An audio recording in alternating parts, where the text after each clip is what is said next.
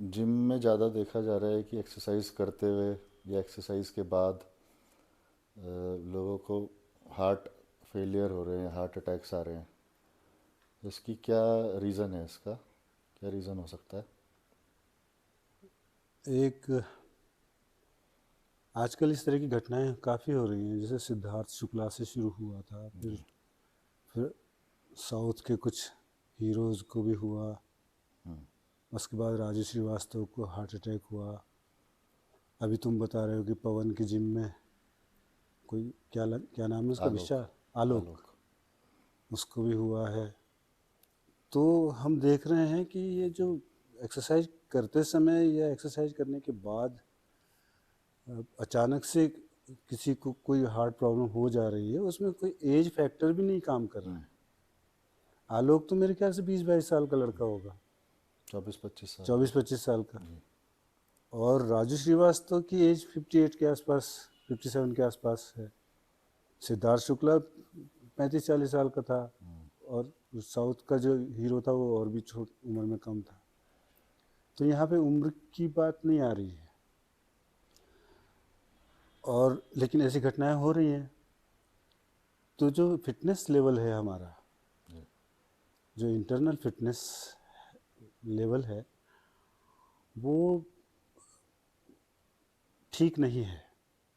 As चाहे जो भी हो, वो उतनी ठीक नहीं है। मेडिकली अंदर से आदमी उतना फिट है नहीं। तो ऐसा लगता है कि लोगों को जिम जाने से पहले अपनी जांच पड़ताल करवा लेनी चाहिए, चाहे वो किसी भी एज का हो। सबसे पहले सावधानी तो यही रखनी चाहिए कि हमें पता होना चाहिए कि हम भीतर से ठीक हैं और एक्सरसाइज करने लायक हैं। जी। और भीतर से ठीक हैं, एक्सरसाइज करने लायक हैं, उसके बावजूद भी ये हो सकता है। उसकी वजह यह है कि जिम में जाकर के हर एक चीज़ का एक प्रोसेस होता है। हम लोग जाते हैं तो प्रॉपर वार्म अप करना चाहिए, प्रिपरेशन करना चाहिए, फिर हमको इंटेंसिटी बढ़ानी चाहिए। और जाते ही हम एकदम से इंटेंसिटी बढ़ा लें, मशीन में चढ़े, ट्रेडमिल में चढ़े और सीधे ही हम 7-8 किलोमीटर प्रति घंटा की रफ्तार से उसमें चलना शुरू कर देंगे। तो ऐसा ऐसा करना व्यवहारिक रूप से ठीक नहीं है। क्योंकि हमको अपने ब्लड फ्लो को धीरे धीरे फास्ट करना चाहिए, हमारे हार्ट बीट को धीरे धीरे करके बढ़ाना चाहिए।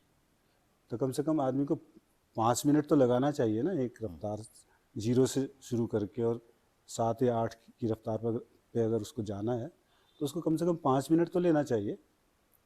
1 मिनट के भीतर ही एकदम से चले जाएंगे।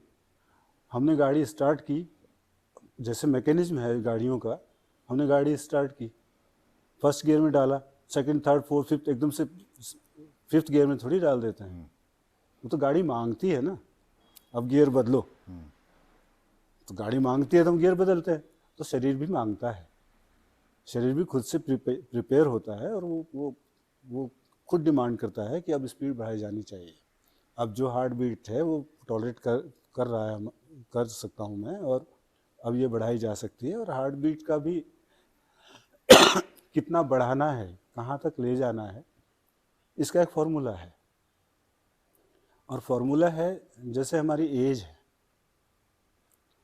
220 एक फिक्स फिगर होती है, उसमें से एज को घटा दिया जाए अगर, तो मैक्सिमम हार्ट रेट आती है। जी। अब कोई लड़का 20 साल का है और 220 से उसकी उम्र को 20 को घटा देते हैं, तो जो फिगर आई वो 20 आई, 200 आई। 200। वो 200 जो फिगर है वो है maximum. Maximum heart rate, MHR। और उस मैक्सिमम हार्ट रेट का 75% तक हमको ले जाना चाहिए, जिसको कि हम टारगेट हार्ट रेट कहते हैं।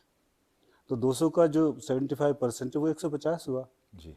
तो एक 20 साल के लड़के को अपना हार्ट रेट मैक्सिमम 150 तक ही ले जाना चाहिए कार्डियो एक्टिविटी करते हुए। और 150, 145 से 150 के बीच में वो हार्ट बीट को रखता है और कंटिन्यू कार्डियो करता है, तो उसका फैट बर्निंग प्रोसेस मैक्सिमम होता है। तो ये तरीका है। तो 150 में वो तुरंत नहीं पहुंचना चाहिए उसको, उसको धीरे धीरे करके 150 तक में जाना चाहिए। तो एक तो हमें मेडिकली हम फिट हैं कि नहीं है ये पहले पता कर लेना चाहिए, और फिर इसको मॉनिटर करते रहना चाहिए। महीने में एक बार अपना चेकअप करवा लेना चाहिए। और क्योंकि हार्ट से जुड़ी समस्या ज़्यादा आ रही है तो कम से कम एक बार हार्ट के डॉक्टर को दिखा लेना चाहिए। भले हम बीमार नहीं हैं, हम ठीक है, पर ठीक है ये कंफर्म करने के लिए भी तो मिलना चाहिए ना डॉक्टर से। चेकअप तो करा। मिल करके हम चेकअप करवा लें और वो बोलता है कि आप बिल्कुल ठीक हो, फिर हमको एक्सरसाइज शुरू करनी चाहिए। और इसको कितनी देर तक मेंटेन रख सकते हैं, जो टारगेट टारगेट हार्ट रेट है उसको 45 मिनट तक मेंटेन रख सकते हैं। अच्छा। उसको कंटिन्यू 45 मिनट तक मेंटेन रख सकते हैं, और उसका बेनिफिट होता है, फैट बर्निंग प्रोसेस फास्ट होता है और वेट मैनेजमेंट आसान हो जाता है। डाइट का थोड़ा ध्यान रखने की ज़रूरत होती है। डाइट अगर हमने प्रॉपर लिया है, कैलकुलेटेड लिया है, और पोषक तत्व उसमें पर्याप्त मात्रा में है, कैलोरी ज़्यादा नहीं है, तो हेल्थ के लिए दोनों मिलकर के बहुत बढ़िया काम करते हैं। एक्सरसाइज और डाइट, यही दो चीज़ें हैं जिससे कि हम लोग अपनी हेल्थ को ठीक रखते हैं। तो और लेकिन जब हम एक्सरसाइज करने के लिए गए हैं और मेडिकल वगैरह कोई हमने अपनी जांच पड़ताल नहीं की है, और ऐसा हो गया, हार्ट हार्ट अटैक किसी को हो गया है, उसकी उसकी क्या वजह होती है? उसकी वजह हमारी जो आर्टरी है, उस आर्टरी के भीतर जो बैड फैट है, कोलेस्टेरोल, उसमें जो एलडीएल है, लो डेंसिटी लिपोप्रोटीन, उसकी एक लेयर आर्टरी के अंदर प्लाक के रूप में चिपकी हुई होती है, और उसमें एलडीएल, कोलेस्ट्रॉल और स्ट्रेस, अच्छा। ऑक्सीडेंट्स, ये सब मिल करके वो प्लाक बनाता है। ये जो प्लाक बनता है तो उससे क्या होता है कि आर्टरी के भीतर की जो दीवार है, वो रास्ता जो ब्लड जाने के लिए है वो संकरा हो जाता है, नैरो हो जाता है। अब जब हमने कोई एक्टिविटी शुरू की है और तेज़ी से हमने एक्टिविटी शुरू कर दी, तो हमारे लंग्स से हमारे हार्ट में तेज़ी से ब्लड आता है, और हार्ट के चैम्बर हैं, लेफ़्ट चैम्बर, राइट चैम्बर, और अपर कैविटी और लोअर कैविटी, इस तरह से उसके विभाग हैं।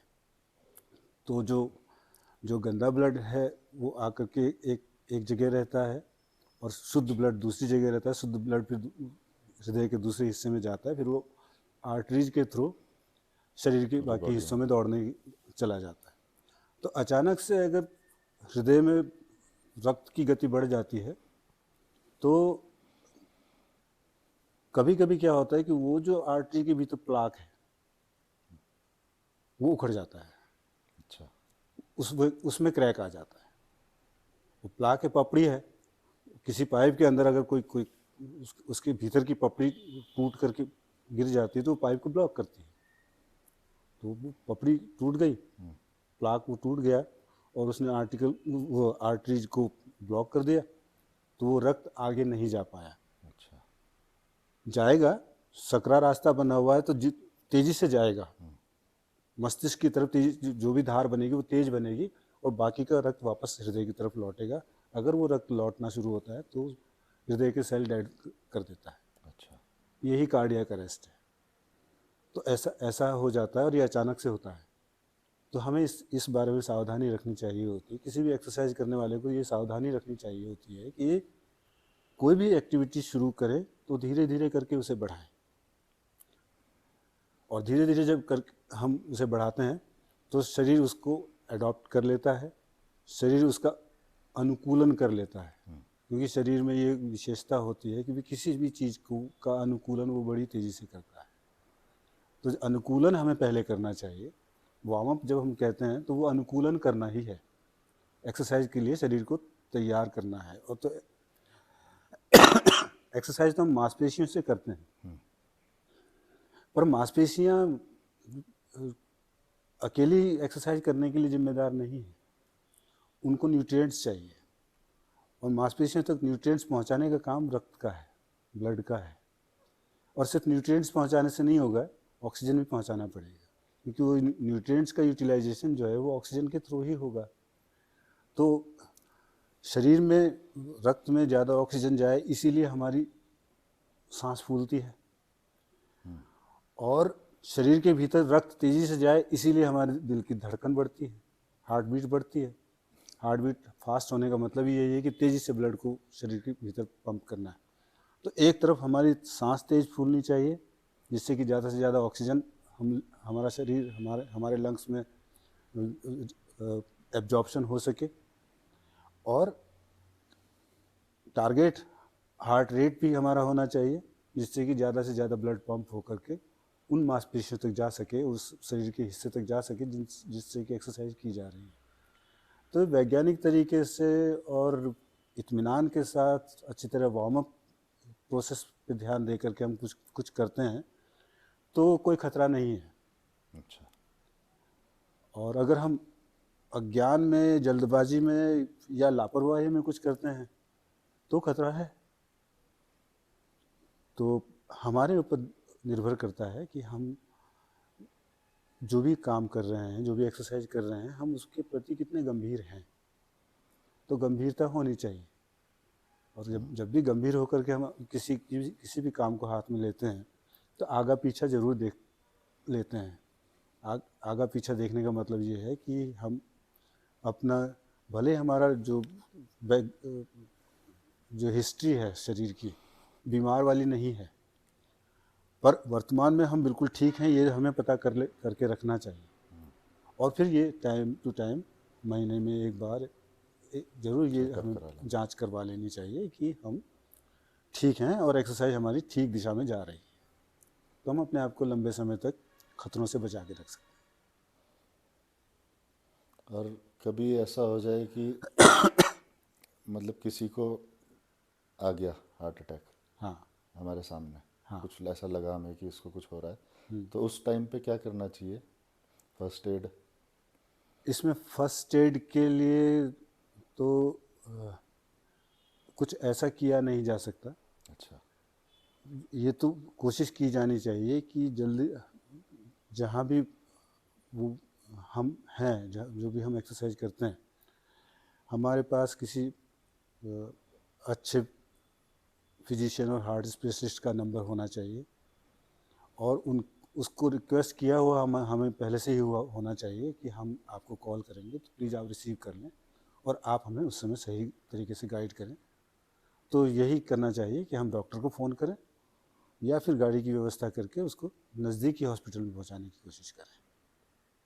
अपने आप हमें डॉक्टर बनने की ज़रूरत नहीं है, क्योंकि हमें इलाज ही नहीं पता, हम करेंगे क्या उसमें।